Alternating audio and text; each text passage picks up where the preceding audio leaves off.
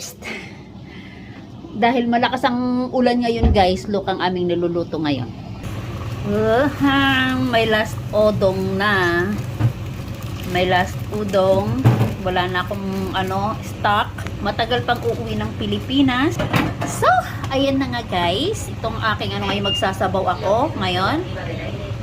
Halaka yung aming alarm. Tingnan mo, nagsasalita siya dahil may humid na. Ayan. Tapos, para kami timang ngayon puro kaming fish. Charan! Meron kaming paksiw na tamban. Hey! Ang syarap-syarap. Look. Ako po, mapapaano tayo ngayong kain. Then, ang ating fish na frito. Ayan o. Ayan, ang frito nating isda. Puro isda tayo ngayong gabi, guys. Sarap magsabaw ngayon kasi ang lamig. No, kutsara. Kasi may udong ako. Ayan o. May udong-udong. Ayan.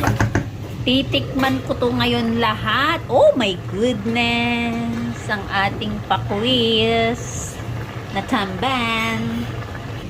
Tcharam! Ang aming sausawan sa aming fish. Sa aming fish. Ayan o. Okay, soy sauce na may sili. Ang dami mo namang toyo.